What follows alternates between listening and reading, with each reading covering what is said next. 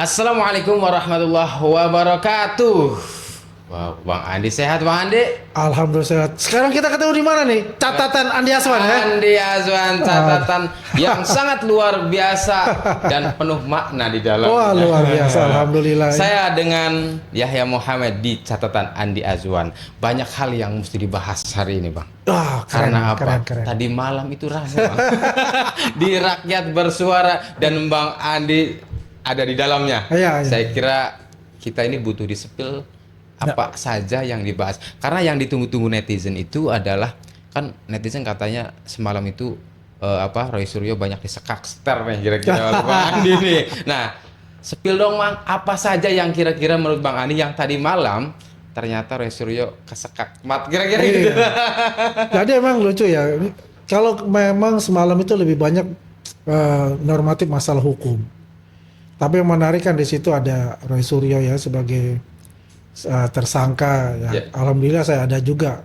Karena saya paham Roy Suryo itu pasti akan membuat suatu opini untuk menggiring publik terhadap katakannya quote-unquote penelitian dia. Ya. Apalagi dia stressingnya kepada ijazah yang didapat oleh Bonatua itu. Oh, yeah. Yang kemudian dia katakan ini palsu juga, miring kanan miring sini gitu kan. Ada 2 ijazah dari KPU RI. Betul. Maka saya perlu menjelaskan juga kepada pemirsa karena begini, 2014 fotokopi ijazah yang dilegalisir yang diterima oleh KPU RI dan digunakan oleh Pak Joko Widodo dalam pencalonan Pilpres 2014 itu masih manual. Oh, ya, manual. Ya, manual. Jadi dari tim tim dari tim kampanye, tim kampanye nasionalnya dari timnya Jokowi Yusuf Kala pada saat itu, yaitu memberikan ijazah yang kemarin kita lihat di TV ya, yang dibilang diperkecil gitu kan. Ya sebetulnya kalau kita lihat itu namanya kan manual. Kalau scan di fotokopi manual kan pasti akan bergeser ataupun juga dari measure-nya ya, ukurannya kan bisa diperkecil atau diperbesar. Dan itu yang dipersoalkan oleh Roy Suryo. Dan itu yang dipersoalkan oleh Roy Suryo karena berbeda 2019. Ya saya bilang nih, sorry itu saya goblok banget. Siap. Ya, masalahnya 2019 itu semua udah menggunakan digitalisasi. Ya, jadi ke KPU itu tidak perlu datang bawa berkas-berkas yang bertruk-truk. Yang berkontainer enggak. Semua dia-upload. Ijazah pun diupload, artinya mempunyai format yang ada sesuai yang diminta oleh websitenya KPU RI di Silon itu loh, sistem pencalonan itu. Bonatua juga pernah mengatakan itu ya. Iya. Bahkan itu kan artinya bertentangan dengan argumentasi penelitian Roy Suryo. Iya, jauh sekali argumentasi yang dia buat itu loh. Makanya saya bilang, ya mereka nih ya di suatu stasiun TV bisa katakan desperate gitu, putus asa mereka. Jadi mereka bagaimana mencari celah ya. Celah itu yang akan dimanfaatkan mereka untuk menarik atensi publik untuk mendukung mereka gitu loh ya, dengan mengatakan 2014 itu adalah ada fotokopi katakanlah legalisir yang baru yang lain gitu loh. Ini kan ya aneh saja buat saya orang seperti ini yang dikatakan ahli telematika, ahli ilmu pengetahuan dan sebagainya. Padahal dia kan selalu mengatakan saya itu abal-abal kan. Iya. Dia kan bilang abal-abal. Kalau saya bisa katakan dia kan dengan kebanggaan dia ya, bahwasannya kemarin juga dia katakan bahwasannya dia membocorkan, menganalisa mengenai percakapan antara Presiden Habibie tahun 99 itu ya dengan Jaksa Agung Andi Muhammad Galib pada saat itu, yang kemudian katanya dia juga diundang ke istana untuk memberikan penjelasan dan sebagainya. Dan itu kan adalah suatu untuk membenarkan dirinya bahwa dia itu adalah seorang ahli yang hebat, ya kan? Padahal banyak sekali dia juga mempunyai permasalahan-permasalahan dalam analisis dia terhadap foto. 2005 dia menganalisa sebuah foto Putri Indonesia Artika Sari Devi yang katanya ada topless. Dia katakan itu ada fotonya Artika Sari Devi. Nggak taunya itu fotonya Lady Boy itu garis miring waria dari Thailand. Oh, alah, parah. Parah kan kayak begitu. Jadi pengakuan dia sebagai ahli telematika hebat itu salah besar untuk itu. Makanya saya bilang jadi orang itu jangan sombong. Ya, kalau jadi orang itu pakailah ilmu padi, semakin merunduk semakin berisi.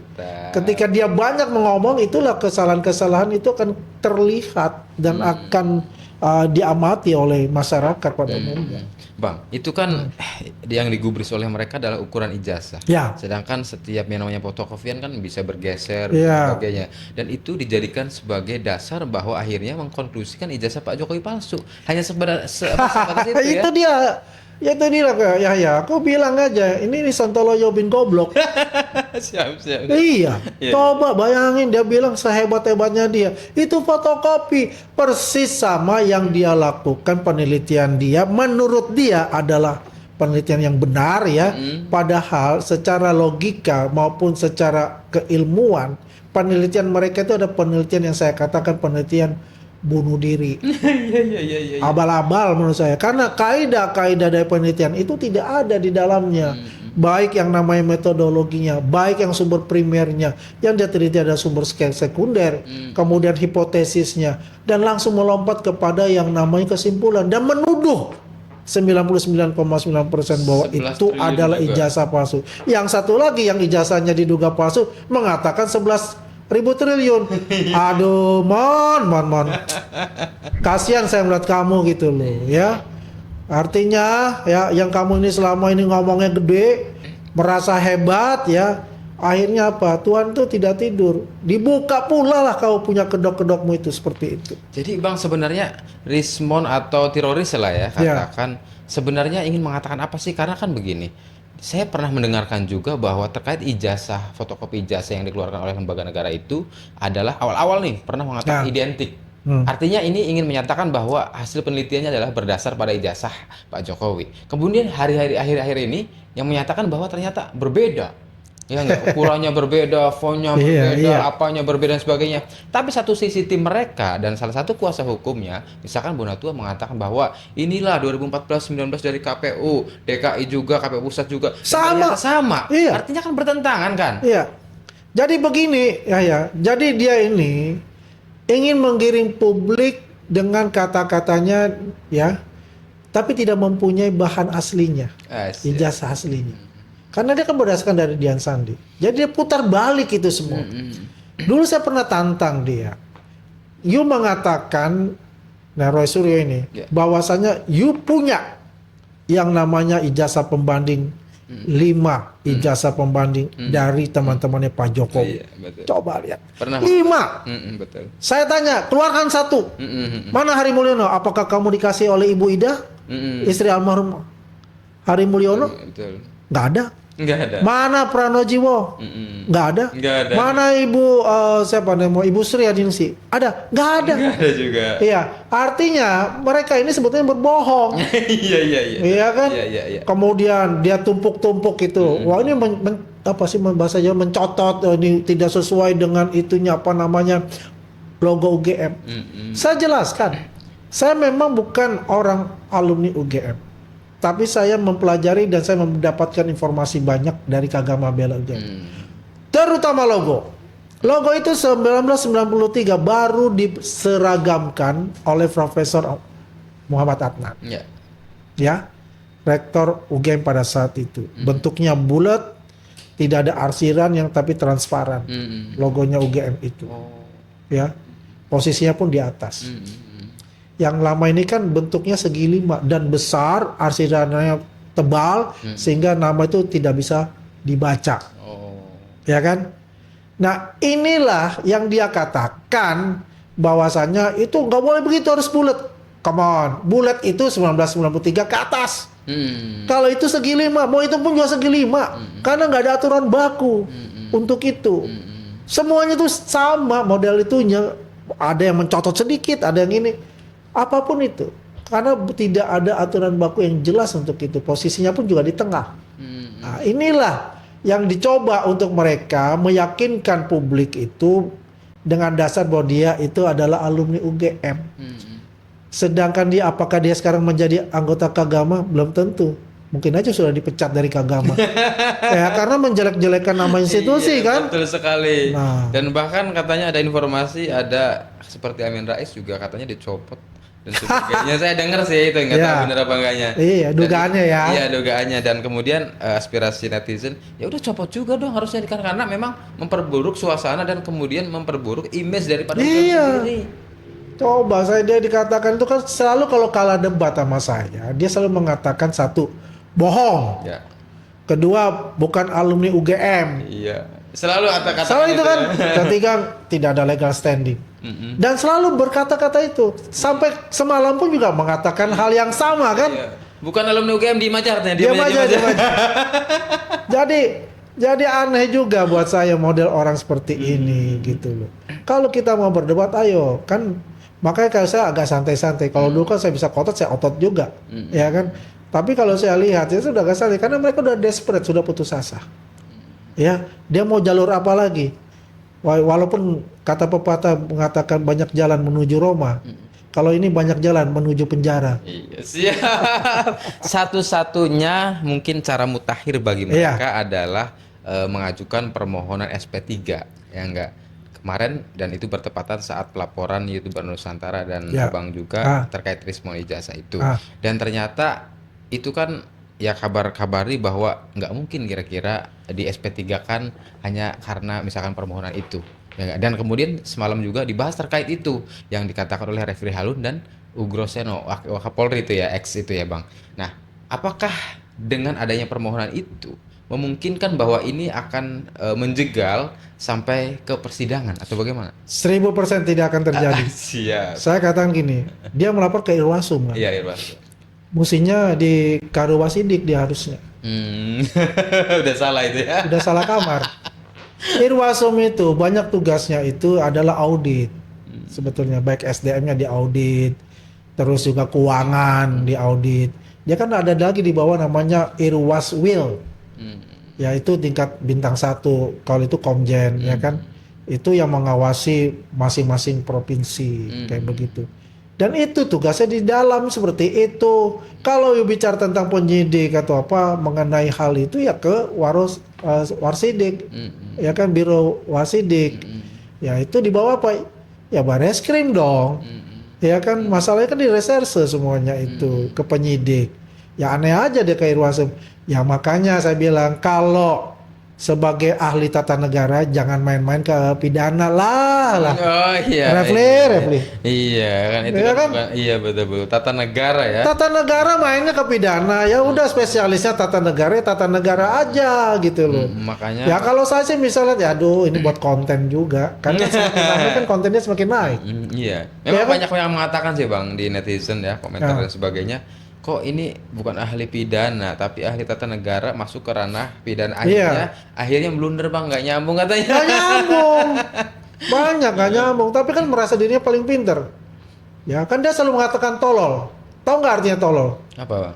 Talk only, T-nya talk, O-nya only, L-nya tuh low, on low. Jadi Itu tolol. iya. Jadi zero nggak ada isinya ya. Ya zong. Nah, Bang, apa yang menyebabkan mereka ini sebenarnya sepertinya takut ke persidangan, Pak? Karena lagi-lagi mereka selalu berupaya tapi walaupun gagal terus ya. Apa sih sebenarnya? Sebetulnya begini, ya kalau menurut saya mereka tidak punya barang bukti yang kuat, yang sahih.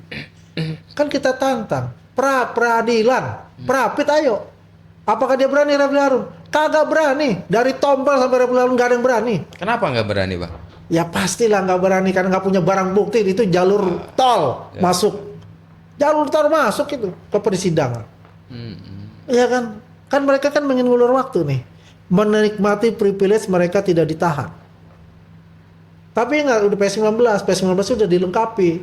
Saya kurang tahu kapan disampaikan kepada kejaksaan kembali.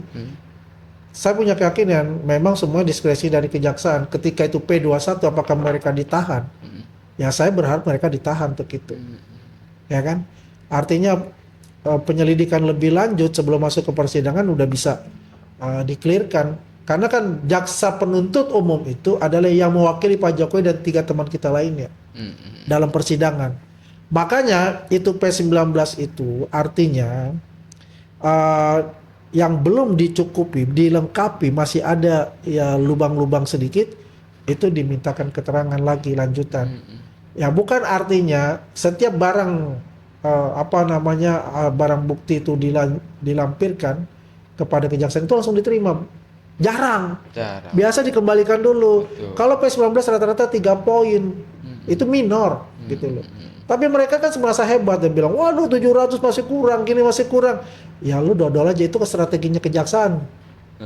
Sontoloyo juga mereka jadinya kan kayak begitu kan. Yang diglorifikasi oleh mereka adalah mana barang bukti yang katanya 700 itu. Nah, iya. Ini artinya bahwa barang buktinya nggak nyambung, nggak memenuhi prasyarat dan sebagainya. Itu yang diglorifikasi oleh Itu diklarifikasikan, tapi kan kita bisa melihat bahwasanya itu ada ya taktik lah yang digunakan menurut saya.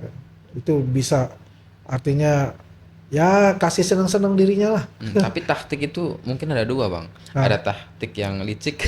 Ah, Ada taktik yang on the track kira-kira gitu.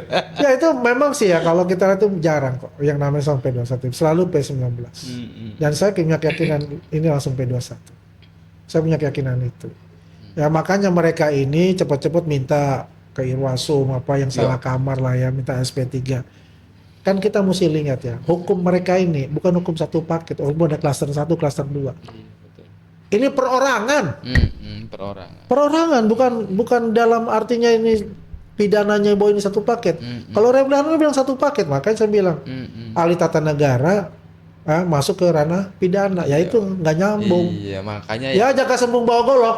nggak nyambung. Yang nggak nyambung blok katanya gitu. Pantes saja yang dikatakan oleh Refli Harun itu katanya ini sepaket, harusnya di SP3 kan juga Nah, dan mana sebagainya. bisa?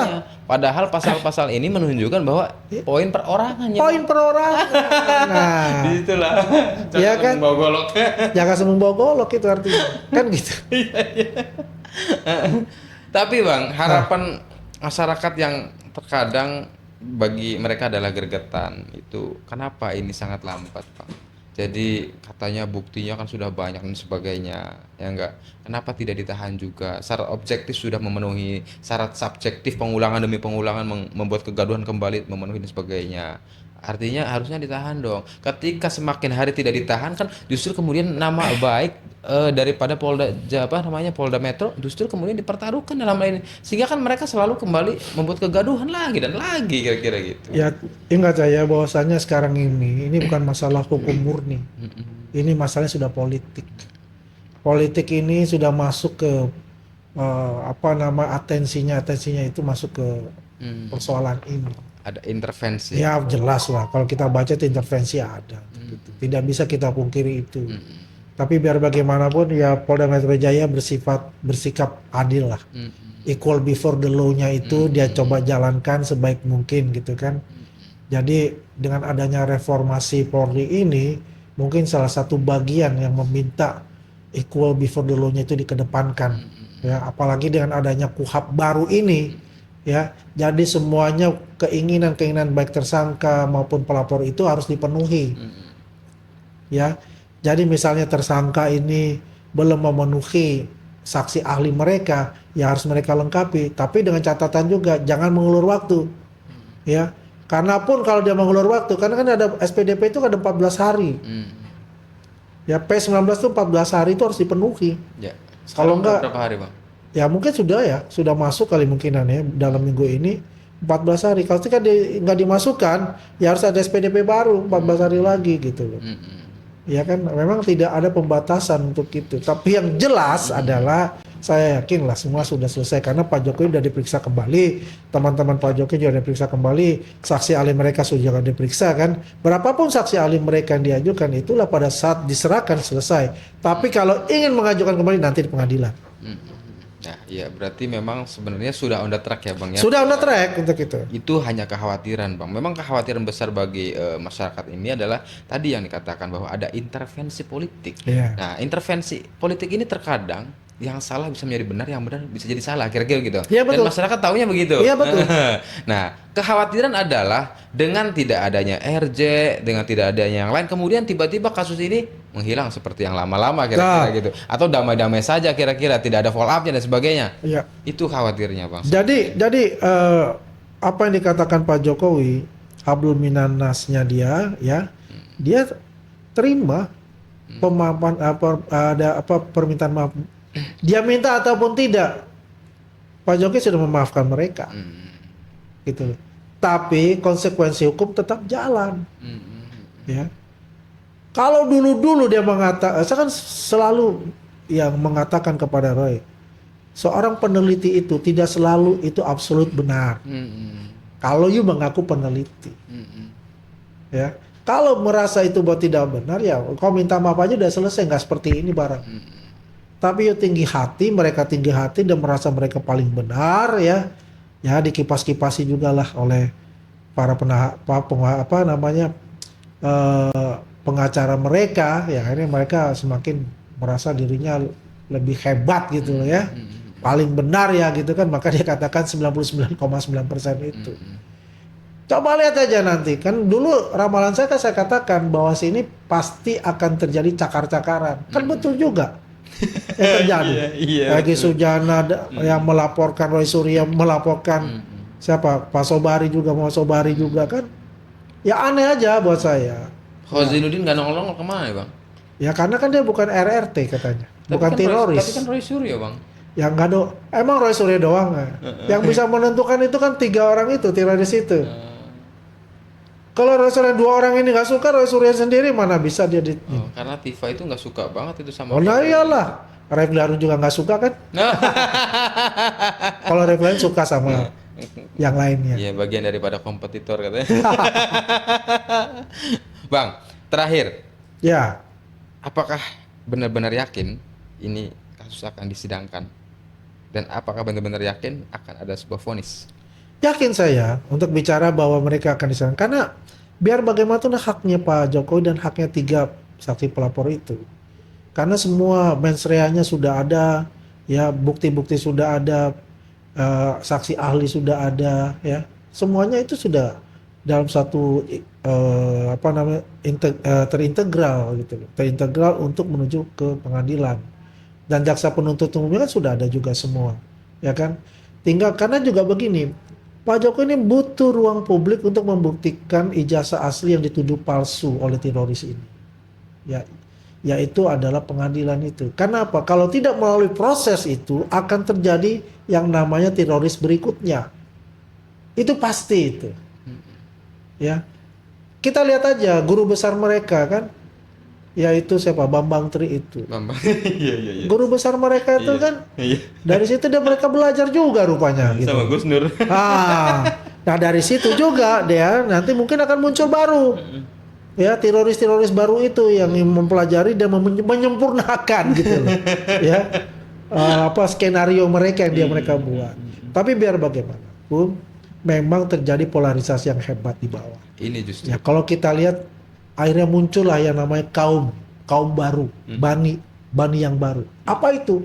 Kaum Salawi namanya. Wow, apa itu Salawi? Kaum salahnya Jokowi semua.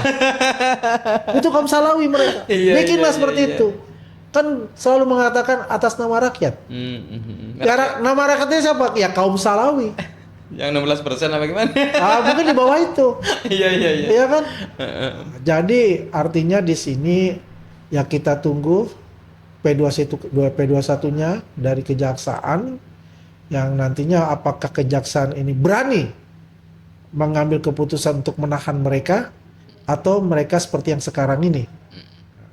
Kita tunggu aja, begitu ya. Yakin ya Bang? Yakin saya. 11 triliun %. Saya nggak pakai 11 triliun. Gimana? Itu ketinggian. 100 triliun ini udah cukup. 100% aja udah cukup. 100% sudah cukup. Udah cukup. Ya. Ini adalah catatan Andi Azwan yang selalu mengedukasi kita, mentransformasi pengetahuan yang baik agar kemudian kita memperoleh pemahaman yang baik pula. Yang benar harus selalu katakan benar, yang salah harus kita katakan salah. Terima kasih, saya dengan Yahya Muhammad. Wassalamualaikum warahmatullahi wabarakatuh. Waalaikumsalam warahmatullahi wabarakatuh. Siap. Luar biasa.